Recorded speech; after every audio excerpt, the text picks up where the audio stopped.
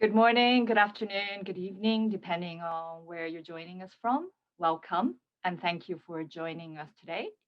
My name is Anna Yang. I'll be your host and your chair for today's discussion. Just to be talking very quickly, this event today is not held under Chatham House rule and it will be recorded. And the discussion today is really for us to think about how radical design thinking can solve some of today's most pressing challenges.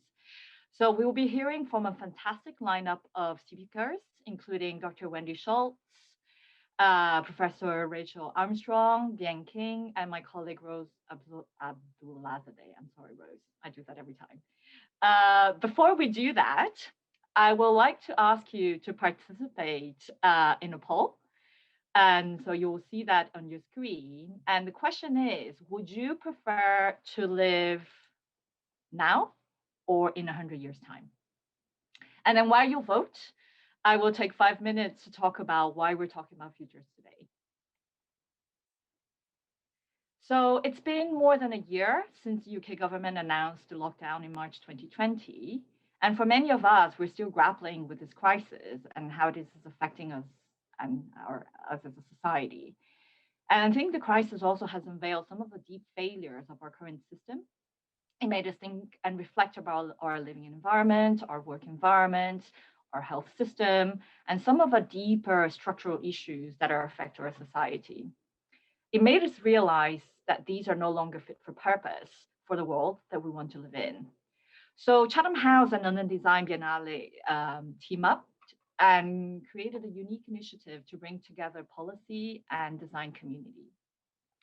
And so the initiative is called Design in the Age of Crisis. It's a global open call that was issued in July 2020. And the idea was to invite radical design solutions from the world of design community, the public, and the young people. It had the objective to activate people's agency and harness the creativity of radical thinking and new solutions. And they focus around health, work, environment, and society. Following the open call, we received over 500 submissions from all over 50 countries from around the world. And in January this year, we launched a website. Actually, the Design Biennale team put this together. And we presented almost all of the submissions on this online gallery. And it is for public viewing. And selection of these submissions will be then showcased starting next week, actually, at the Somerset House, the London Design Biennale exhibition. And so if you're in London and if you're able to visit, please do visit because there's some really cool stuff that can be seen. And as a continuation of this call to action, we are hosting a series of discussions. And today, the idea is really how do we activate your agency? How do we activate your creativity? And so these dialogues have been happening since January. So we've already had 4. We looked into health, and then April last month, it was around society. And today is really just bringing all of these issues together. And it is about how do we design the future? And so the idea is, how can we imagine, how do we activate our agency so that we can shape the future that we want to live in? And design thinking can play a crucial role in engaging with people around the world to imagine a sustainable and equitable future, especially for the next generation. And more importantly, how it can enable us to address the world's most pressing challenges with innovative ideas from people from different backgrounds, age groups, and abilities, and to bring more plurality, diversity, and fairness. So we had tons of submissions focusing on futuristic, revolutionary ideas from different angles. So some of them include, so do go to the website to check out or go visit Somerset House, but there is about Undiscovered Future, which is a content story foundation from Poland, Symbiotic Futures from Netherlands by Romy Schneiders, Welcome to the Future of Diversity and Inclusion Analytics, Future Gazing from Econ Workplace Advisory. So there's some really cool ideas. So do check it out so that you can be inspired. And before I hand over to our amazing panel speakers, I'd like to see whether we can show the results, the polling results. So I'm not sure. The result is now, how would you prefer to live now or in 100 years' time? 50% or 52% say now because I can see changes happening now and it will make the world better. I think that's good. Now because I'm pessimistic about the future ahead. In 100 years' time because I believe things will be better in the future. And in 100 years' time because I don't believe the positive change in the new future. And I think that, more than 50 of us think that we would like to live now because I can see changes happening. So with that, we will have a sequence of speakers. So we start with Wendy, and then Rachel, and then Bianqing, and then Rose. So Wendy, over to you. Thank you very much for the invitation, and especially for being able to join such an amazing group of fellow speakers and fellow panelists, all of whom are women that I admire, and I can't wait to hear what they have to say. What I thought I'd focus on a little bit was the challenge of what future studies can offer design. And, when I think about what future studies offers anything, part of it is not just the thinking about the future and maybe some of the more practical examples you've heard of strategic foresight and planning ahead, and all of that is good. But really, what future studies for me contributes most is an opening up of entirely new creative spaces, and that can only be of help for design. Future studies and futures thinking and foresight are really about thinking beyond business as usual, about articulating and making explicit all of your assumptions and understanding that a context of dynamic and turbulent change, which is every minute of every day, is going to constantly be rendering those assumptions less fit for purpose. So how can you best adapt? How can you best create in such a context? Well, if nothing else, be contrary, be wild. When you hear something, think, what if the opposite happened? And in a way, this is what scientists do. As much as they honor the work that has been done before them and the theories and hypotheses that have been put together, they remain open to new data contradicting those and challenging old paradigms. Future studies does the same thing, except we can't go and collect data in the future, so we have to imagine the possibilities of contrary data that contradicts our current working paradigms and working assumptions. So for example, let's take cities. If we think about what some of the key characteristics are of cities that everyone takes for granted, well, they're big, they're run by municipal governments, very often top down, they're often historical centralized infrastructure to provide goods and services, and above all else, a city is a locale. What if we reversed all of that? What if we thought about cities as being run by completely bottom-up governance? If all of the infrastructure was disseminated and decentralized? What if a city was not rooted in a locale, but was completely nomadic?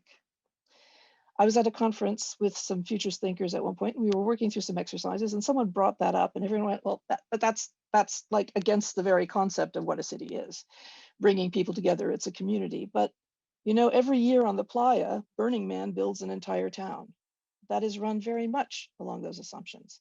The movie Nomadland talks about nomadic cities. So there's sort of one contradiction. Another contradiction is the historical division in cities or in how we think of our societies between the built environment and the natural environment.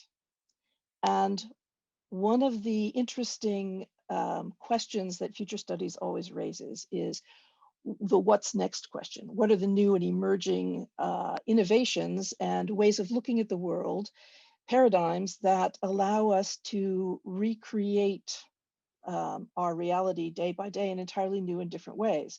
Right now, we're very much in an era where everyone is celebrating the digital. And people are still talking about the next 10 years or 20 years, in addition to the very real issues of climate change and the environmental crisis, a lot of people are very focused on the digital.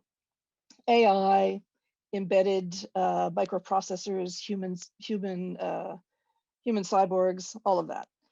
And yet to me, the next big era is the area of the biological sciences, and the point at which maybe we're no longer building the buildings in our cities, but we're growing them.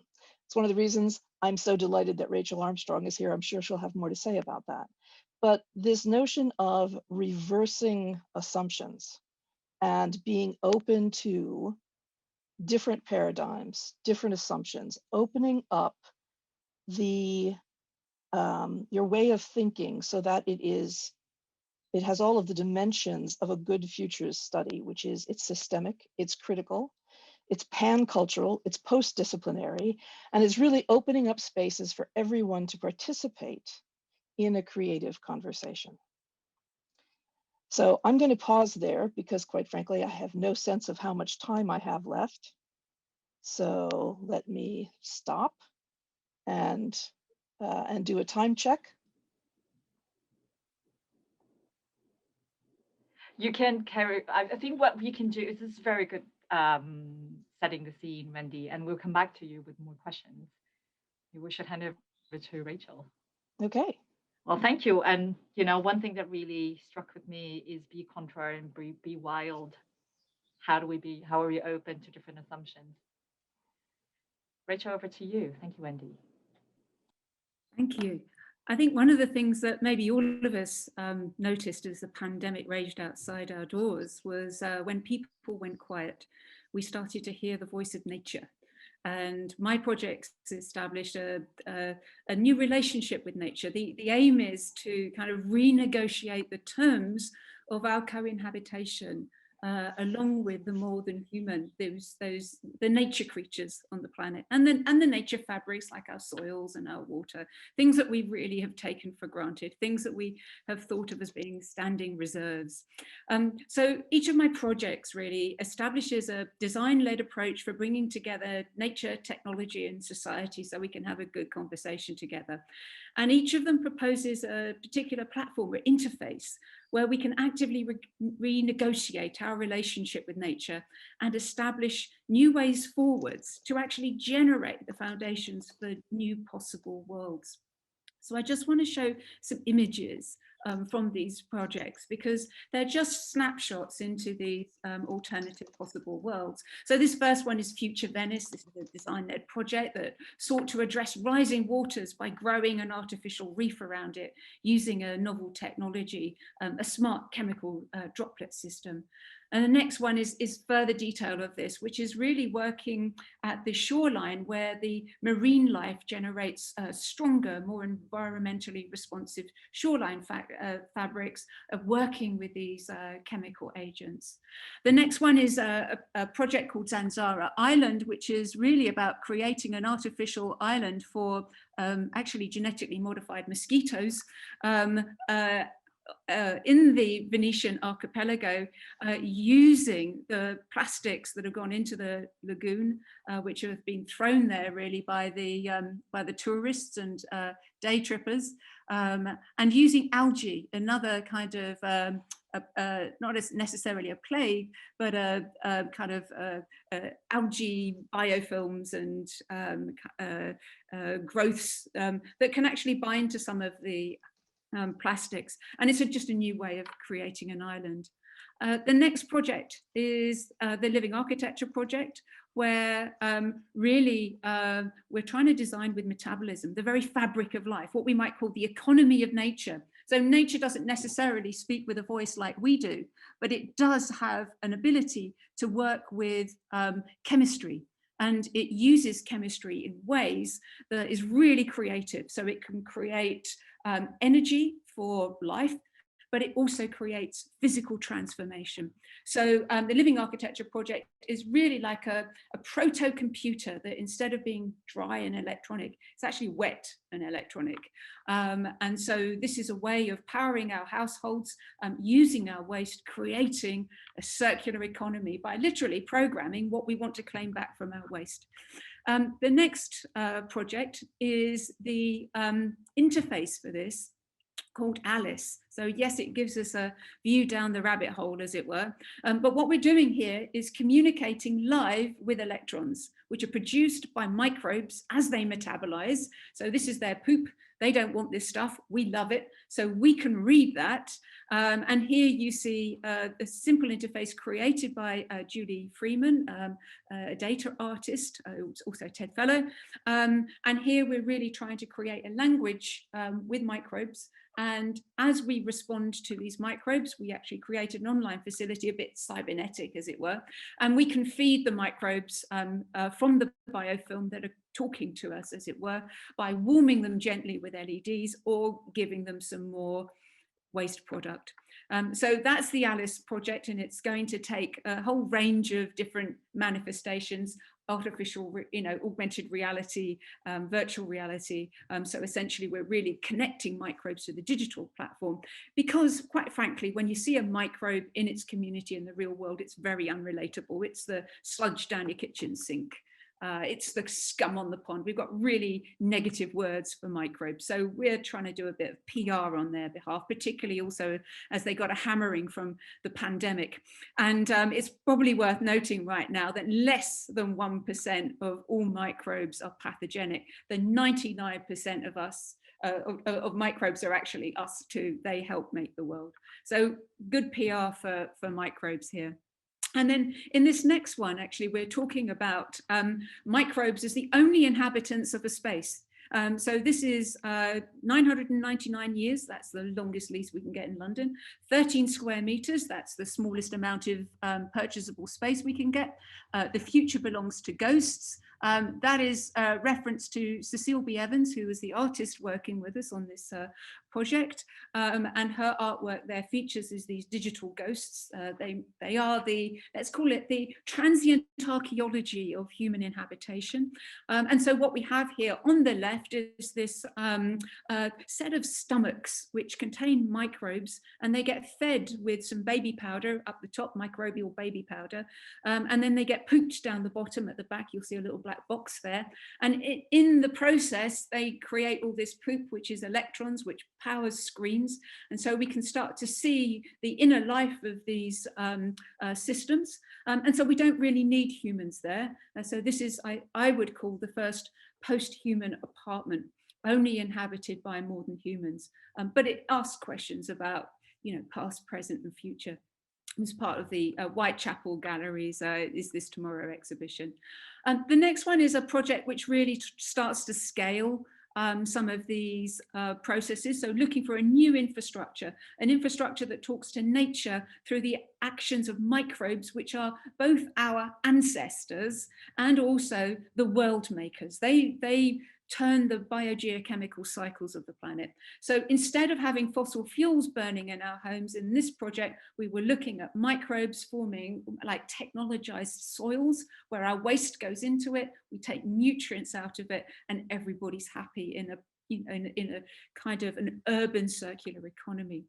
And the last one, of course, is a heads up really to London and where you are today, and that is a vision for a greener London with A Studio Architects.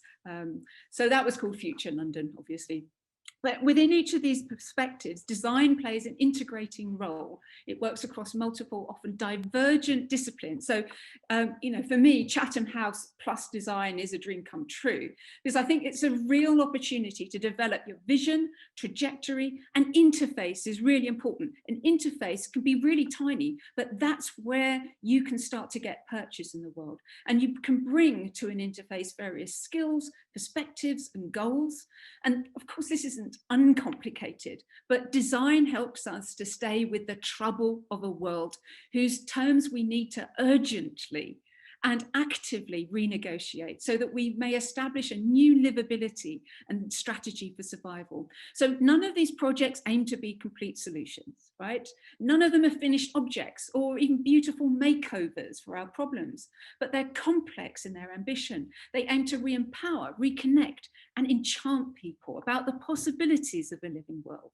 And by providing these technical platforms, I think technology has been demonized by the modern. It's been equated with the industrial. It's been equated with fossil fuel consumption, but nature itself possesses technology. We could say that microbes themselves have little soft technologies called plasmids that they whiz over to their mates as a communications platform that allows them to do new stuff. So this is amazing. So if we can really tap into the platforms that nature provides and figure out through our 21st century insights using biotechnology, molecular biology, and all these amazing discoveries and platforms that are going on, then I think that we can really no longer subordinate nature, but make it a partner with us. So it becomes our kin, our brethren, as it were, our kith, the places that we inhabit, and they share our spaces with us in acts of mutual thriving. And this work is deeply political. I'm not going to make any bones about that. The idea of politics in this sense is that it is about power sharing. We need to redistribute the power on this planet so it becomes more equitable and accessible. And so we need to think about, as humans, how we can be not gods, but better neighbors. And finding ways to redistribute power, share resources that go beyond established frameworks that Wendy was talking about, and create spaces for further possibility and dreaming together. Yes, dreaming along with microbes, why not? And so in this way, we may be able to better understand one another and find the value systems on which we can all converge and share our different worlds. Thank you, Rachel. So many, with what Wendy said, and then also with the images that you showed us, it is about reconnect and re-enchanting, which I love. And also the idea of power sharing so that we can be better neighbors to bring more diversity. Yan King, over to you. Thank you, Rachel. Hi there. Hi, everyone. I hope everyone's having a lovely time. I'd like to share a PowerPoint. It's rather a shorter one. Let me go to my PowerPoint. So I'd like to introduce myself to everyone. My name is Bien King. I am the founder and CEO of Let's Reinvent. It's a social startup committed to positively changing the world through digital technology, arts, sustainability, and inclusivity. And I am originally from the Philippines. And before moving to the UK, I was based in Beijing, and I studied my master's there in international relations. I lived in London for about 4 years, and currently I'm in Eastbourne in East Sussex. Apart from that, I am also a part of the Global Shapers London Hub. It's an initiative of the World Economic Forum, and I serve as the comms and engagement lead and also a project lead to support the mission of influencing and shaping our local and global communities through dialogue and action. Other than that, I have many voluntary activities, and one of which is me being a founding member of the London Rotary Passport Club. I support philanthropic initiatives in environmental protection, youth literacy, access to education, health and well-being, and community development. I would like to play a short video featuring the people working behind Let's Reinvent, and to showcase what we do despite being physically apart due to the pandemic. Hi, my name is Yen, and we at Let's Reinvent are creative, change makers. Wherever we are, unconscious bias is deeply engraved in our arts and mind. We are dominated by binary ways of thinking. Is either black or white, good or bad, superior or portrayed, as or dead. These issues are within us, and so are ours. Powerhouse of change, a blueprint to rediscover new effective human connections, to redefine our understanding of the collective inclusive society, and to reinvent the way we think, talk, and work towards equality. We bring social innovation through Game Changers Hive and Augmenta, leveling the playing field for everyone. We catapult awareness and immersive experiences through Race to Equity, youth summits, and unidiversity. And we champion our unique identities and intersectionalities through a series of powerhouse change festivals. Through our international community of change makers, we will achieve our strategic objectives by continuously collecting relevant data to analyze trends, turning feedback into action, and measuring key metrics throughout every stage of program development. Change is in the heart of what we do. We aim to look at not just the numbers, but the impacts of change in perspectives, insights, and behaviors. Join us in transforming people of color to become the powerhouse of change.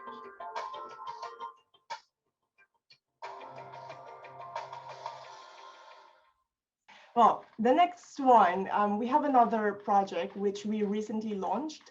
It's an online course for Youth for Our Planet initiative in collaboration with the WWF UK, Coalition Wild from the US, and Low Carbon City from Colombia. Our work highlights the importance of recognizing every individual's personal journey of realizing each and everyone's potential and contribution to becoming a change maker. And through a process of self-reflection exercises, we curated the online course to help guide young people to understand what kind of change maker they want to be or they are currently, to help them understand that there are so many different ways to make change happen. So our cross-cultural collaboration and multidimensional co-creation approach resulted to us creating a series of courses in the change maker identity awareness, digital skills building, leadership development, change maker journey mapping, introduction to the global environmental issues, addressing local level environmental issues, and also some proven project models and further resources in order for the users of the course maker to be equipped and to feel empowered. It was quite ambitious, I would say, because we wanted to reach out to different audiences from different backgrounds from all over the world. And so we had to tap on the thought leadership and various experiences and lived experiences of the experts that we have connected to in curating each of the course within this project. The next one is our flagship arts and culture program called Articulate, which we co-designed with Art Dialogo Asia based in Malaysia with the support of the British Council. So Articulate aims to champion cultural understanding and art-centered digital innovation between ASEAN and the UK by bringing together young aspiring artists.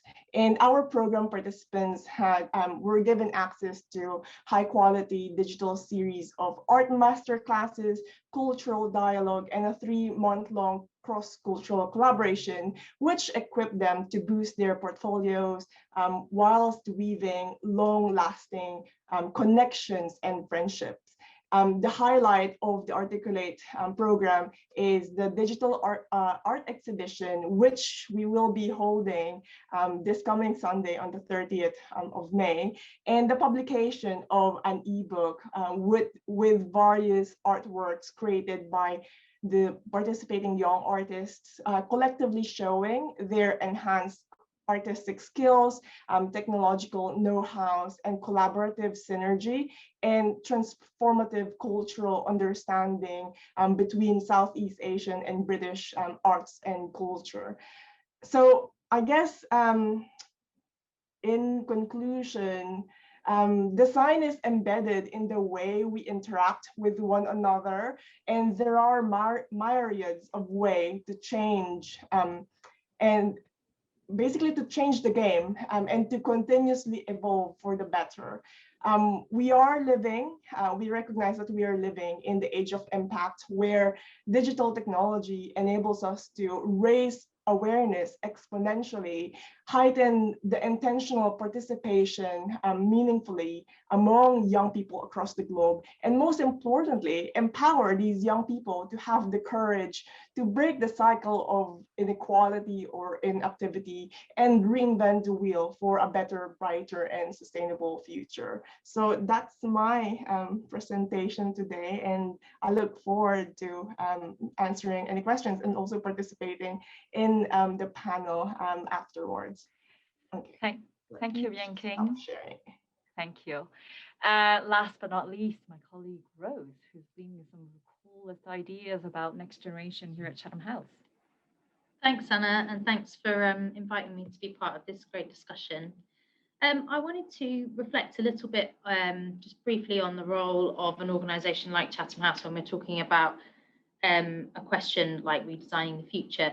And I was really interested to see the results of that poll. So just from the notes I scribbled, it was 52% would rather live now because of the pace of change that's happening. And then 23% would rather live now because they're really worried about what the future holds. So that's 75% of people on this conversation would rather live now than in the future, which I think really shows this exceptionally critical moment of very fast change that we all feel that we're living through. Some of us excited about it and wanting to be part of it, and some of us quite nervous about where it's going to lead us or whether it's going to be fast enough. And I think it does really also underline why it's obvious that young people are feeling quite anxious around how decisions being made now, which they're not party to, could be affecting the future that they're going to be living with. So there are a couple of things that we're trying to do at Chatham House. One of them is this initiative with the London Design Biennale, where we all know that there are many different parts of society all focused on the same issues, but coming at it from very different perspectives, both thematically and obviously across the world and from different disciplines. So when we initiated this partnership with London Design Biennale, we thought, what kind of innovation and an outcome will we get when we try to bring designers together in conversation with some of the policy conversations that we're having at Chatham House and some of these big questions that we're grappling with. And so it's been amazing to see the level of interest and sort of just real appetite for sharing ideas. You know, there's not been any award or prize behind this initiative. It's just been a platform for people to put their ideas out there. And we've had a huge amount of pickup. And I noted that one of the questions in the Q&As come in that said there's not as many submissions from Africa, which is absolutely correct. And it's part of something that we have to be really conscious of when we talk about the future, that like, who are we involving in these conversations and who's being given the platform to talk about what they think is the right sort of direction for society to be going in. And so one of the other things we've been working on this last year under lockdown is a digital model called Futurescape. And it's an attempt by us to really put some of these big thematic trends that we write these whopping great papers on and quite complicated technical pieces on into an actual physical space, and to say, well, what would that look like in an environment, and what would it feel like to live in the future if some of these things that we're either worried about or highlighting as warning signs, if they were actually addressed now, and if some of the positive elements that we're seeing being piloted and emerging out of all different parts of societies across the world were all sort of bunged together in one place, what would that feel like to live in? And so we did use Piccadilly Circus, as it's right around the corner from us, and kind of, you know, at least an area that people identify with, but it's or recognise. But essentially, it's a roundabout Piccadilly Circus. And if you imagine a future without cars, which is very easily imaginable, particularly in the city centre, what does the roundabout become? And the other thing that it is a heavy retail space and a heavy cultural space, and has had so many different forms of community come through there over its obviously long history. So one of the other elements of the project that is yet to come out is an audio archive that's going to look at some of the trends we explore within Futurescape, which are about sustainability, trends in consumption, trends in food systems, in economic behaviour, in community and in housing. How have they manifested themselves over the last 100 years, so that you can also think about our future as part of a very long time frame that's started way before we've started thinking about it right now. So that's been a fantastic project, and I see my colleagues put the link into the model there. So please take a look. And the whole point of us doing these things, we feel as a think tank, is to initiate conversations. So if you don't like this vision of the future, let's talk about it right now, because the policy decisions and the policy conversations that are happening, for example, around how technology is governed, or the kind of ethics that are going to determine and the human rights that are going to determine some of these questions that we have around inequality and around power shifts, like many of the other speakers have talked about, they're happening now. So let's expand the number of people and the communities involved in these discussions, and let's try and visualize them in a way that is tangible and allows people to feel that they've got a valid view and valid voice in the conversation. And the last thing that we're working on is very linked to what Bien was talking about, which is about young change makers.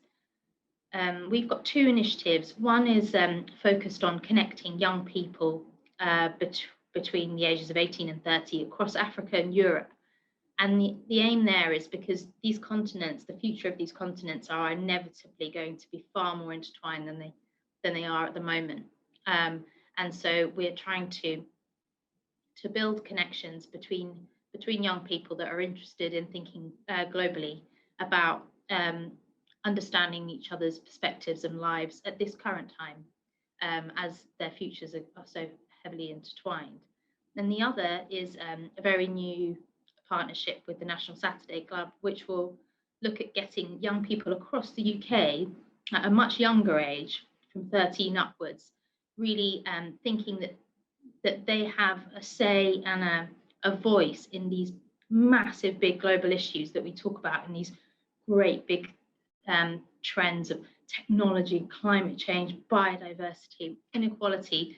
And what does that mean to someone growing up today, not in the city centre, but potentially in a small town in another part of the UK, not sitting in London like I am? How can they get involved, and how can they feel that they can inform themselves and not feel anxious about the future, but feel that they have agency over it? So these are just a few of the things that we feel as a think tank in the 21st century, this is where we should be positioning ourselves, and it's the role that we can play, and to give a platform to some of the incredible ideas that Rachel was sharing about these really futuristic and fascinating things that require a whole sort of societal level and institutional level change if we want some of those things to emerge and develop. So that's it from me. Thank you, Rose. I think so now we have about 20 minutes to have a conversation among all of the panelists. I think one of the themes that is coming quite consistently, and then I think really well sort of described in one of these questions in the Q&A, which is about the theme of redistributing power on the surface of this earth. So there is power sharing. It is power sharing between species, but I also think there's power sharing between different diversity ethnic groups. And I think there's also the element of power sharing with the next generation, the current generation and next generation. I'm just going to put it really broadly, and then just please share your ideas and insights in terms of how can we best address this. I can't see everybody. I'm just seeing, oh, there we are. Yes, so who wants to go first? In terms of empowerment? empowerment in No, terms of... I think the empowerment thing is really at the heart of all of this. So it is politics with a little p, which in itself invites the question, what is a good life?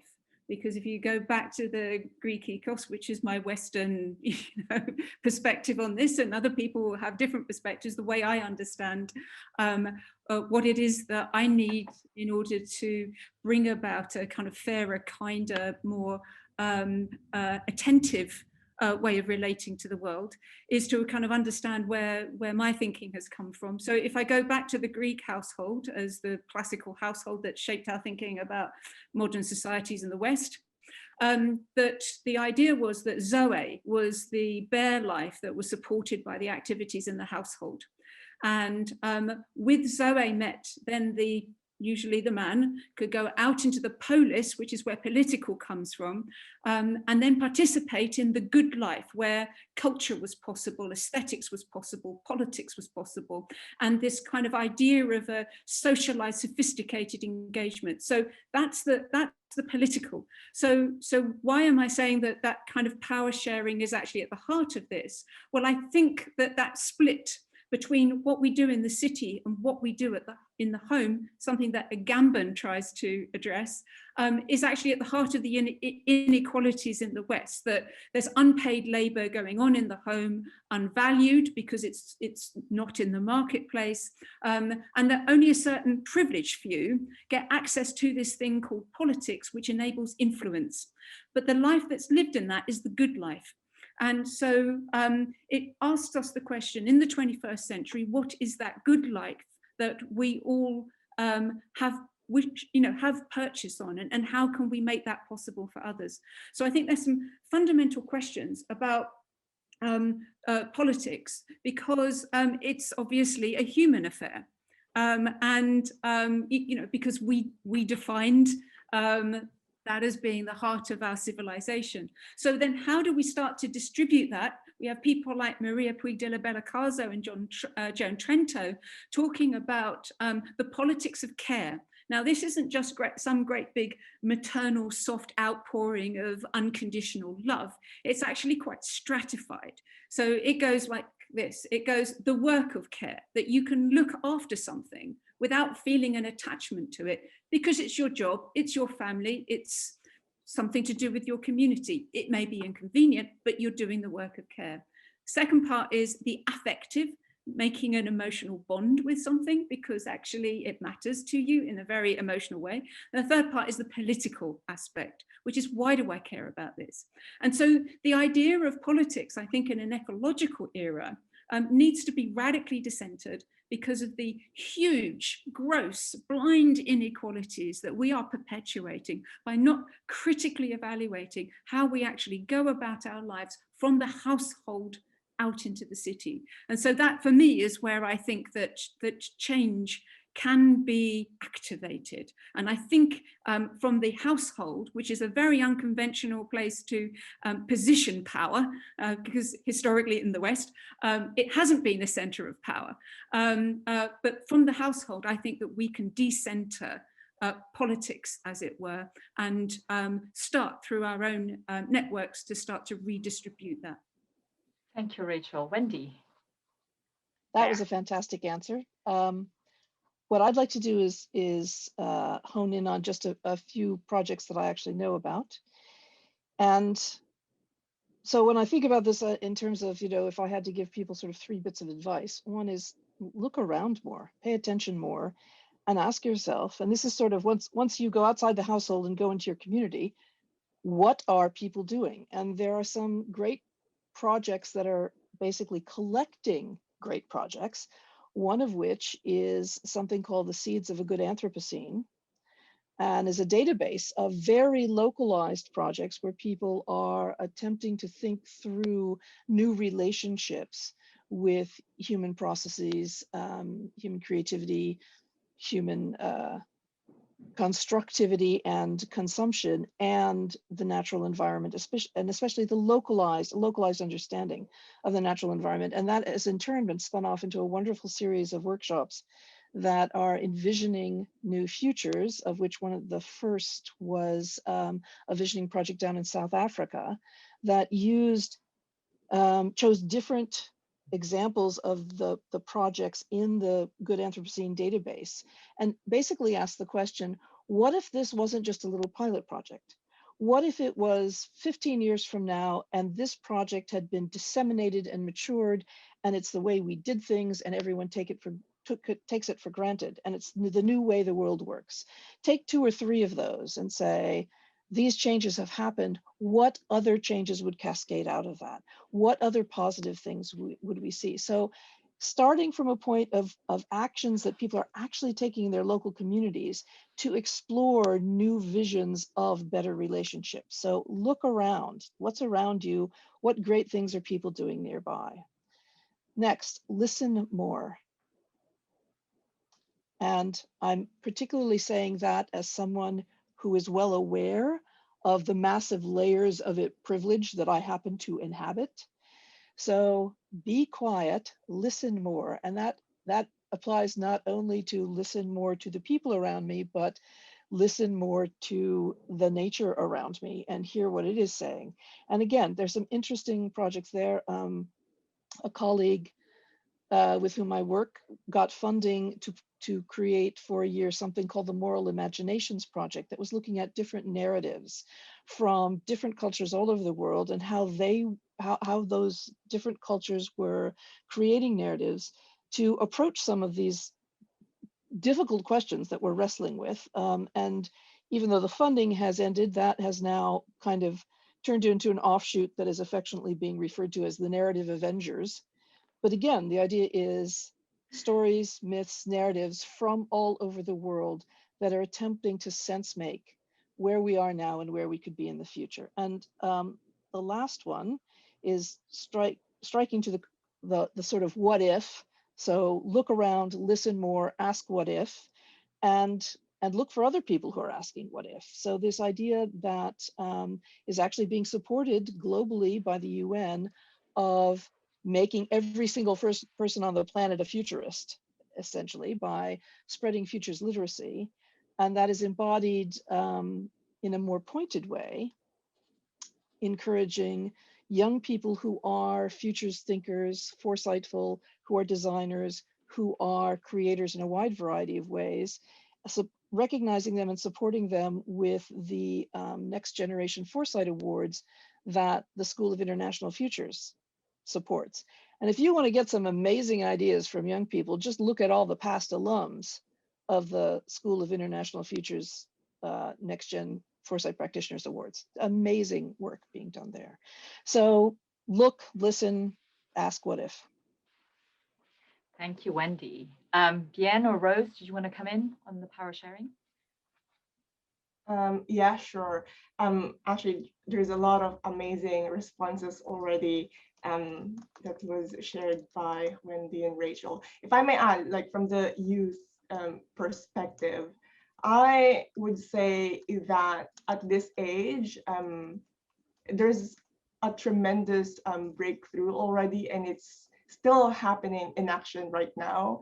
And I think it's really empowering to see, like, you know, through, let's say, a mobile phone, like how it's going in action, and also having the access to the resources as to how you can be part of that movement. I think number one right now is that even though there's like a hyper connectivity, there's also like still a sense of isolation, or, you know, like detachment from what's going on in the other side of the world. So I think number one is like the human connection element is super important, so that the power sharing and also like the, you know, the elements of change can be really felt on a much deeper level.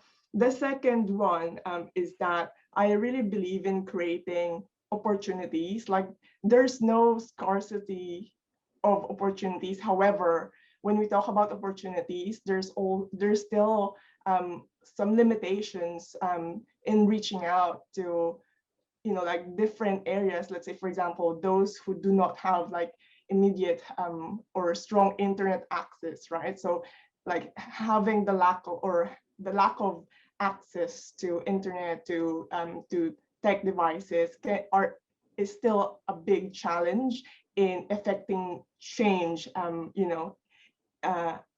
and promoting equity.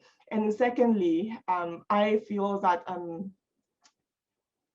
just feel that there's this kind of pressure for young people to really affect the change, but then there's an overwhelming, I would say, like desire to self-actualize. So there's like a sense of like impracticality of balancing your civic responsibility and at the same time your like mental health and well-being, because you're bombarded with a lot of messages.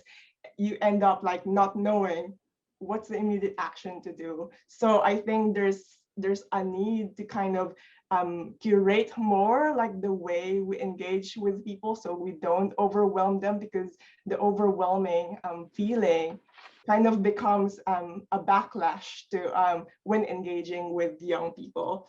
And I think the second one, or maybe the third one, is that I think there should be a highlight in terms of, like when we talk about the power sharing.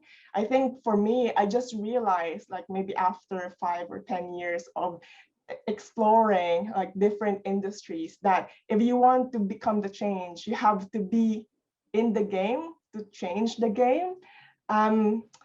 Because sometimes there's a lot of like competing ideologies of like, if you're not happy, just leave. There's a place for you to thrive, and that is true. But at the same time, like, how can we affect change and if we just keep moving away from those issues that scares us? So I think there's really a need of like how we design like these organizations and the processes, so that we encourage everyone, not just the young people, to really redefine the way we work, the way we make things inclusive. And that brings me to the last point.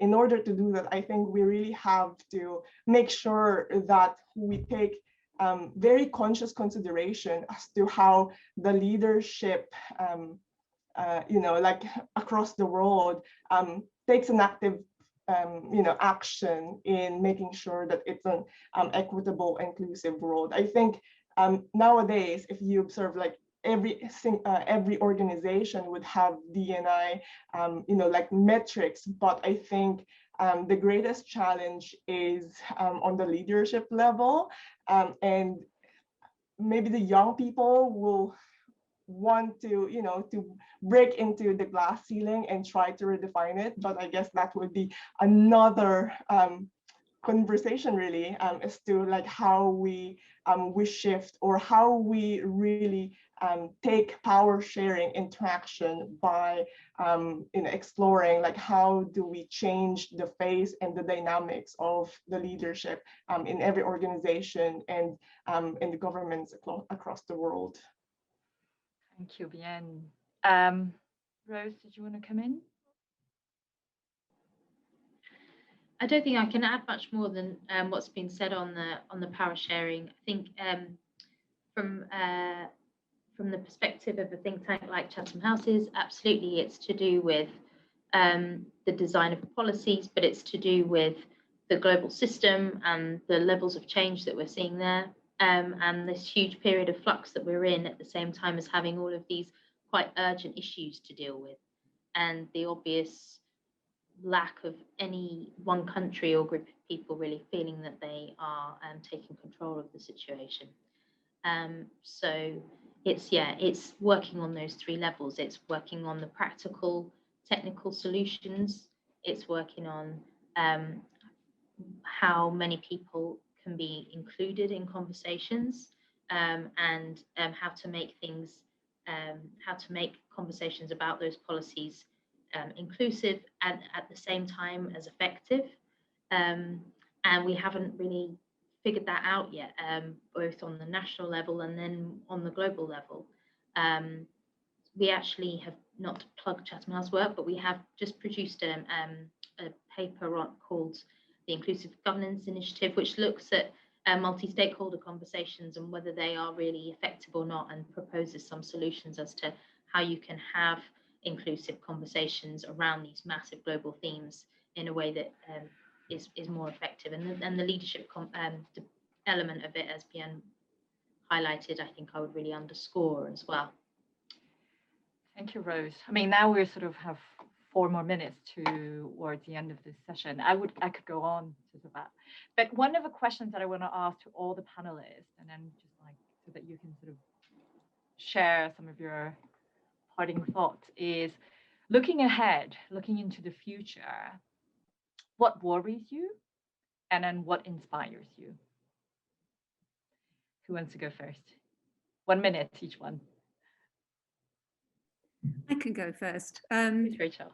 What really worries me is that we are delegating, the hard work of being diplomatic and having the difficult conversations with each other, individualism and shying away from, having a constructive disagreement, and actually being good neighbors and doing the hard work of that is the thing that worries me, because modernity has allowed us to have an easy life. We can, switch channels, or we can, we can do things without any kind of recourse for our actions. So that worries me. It worries me that we're not working on being with people, and then being with nature. And what was the second part? The second part. What inspires you? What excites you? I tell you what I really love doing. I love working with great people. Because you can't predict what you're going to learn. But if you go in with an open mind and an open heart and some enthusiasm, and you can share some conversations, then so much stuff comes out of that. And I'm going to be a lifelong learner. Amazing. Wendy? What a good question. What worries me? What worries me is, and I answered this, this is part of my answer in one of the Q&A. What worries me is people feeling overwhelmed by the size, momentum, and inertia of the systems that we have to shift to create a better future. And my answer to your quiz was 100 years because it will be better, but better in a futurist perspective, which is alternative futures. Better either because we solved our problems, we're wiser, kinder, funnier, we're more inclusive in our creativity, collaboration, and construction. So we make it work by having these kinds of conversations. And it's these conversations where I not only learn huge amounts, but feel a sense that the creativity of the human spirit is actually being applied to some of these problems. So either that works out and it's better, or we haven't solved our problems, we're gone. And the earth is healing and waiting for the next emergent, evolving life form with greater sapience and wisdom than us. So either way, it's going to be okay. Our experience of that okayness might vary, but these things, these efforts inspire me. And there's a lot of these conversations going on all over the world. One of the other matching worries, though, is we have to decolonize them. We have to get more people involved. More perspectives equals more, it amplifies creativity hugely. So the more different lenses, the more we can have, what was John Lewis's phrase, good trouble? The more we can have good arguments, better. I love it. Bien? Yeah, I think for me, the use of digital technology makes me anxious and inspired at the same time, because digital technology enables virtually everyone to connect, to share, but we actually don't have a grasp of the immense data or information that's being shared. What worries me the most is the hyper-polarization of the perspectives of today, and we don't know anymore. It's so grayscale, there's no concept already of what is really right or what is really wrong. And I think it really depends on which context you're coming from. And so it really scares me that it can divide our future, that I don't want to say like there would be like a digital war or something, not. But I guess this is like so hard to control, and there's also a question of whether we should be controlling it and how. But I guess on the flip side, it's very inspiring because the growth of the conversations happening right now is so amazing, and there's more and more people like joining the movement of creating the change and really redefining like the way we interact, the way we we embrace the multi cultural, like diversity and active inclusion. And that's just an amazing way to kind of have a more like positive sense of the future. Like, sometimes you get a glimpse of what future can look like, and it's just so inspiring. Like, for example, like right now, the projects presented by all the panelists, by Rachel, by Wendy, by Rose, like it's just very inspiring that we need more of this. We need to get this initiatives, like trickle down and inspire other people so that the impact can be, replicated and multiply. So, yeah. Thank you. Rose.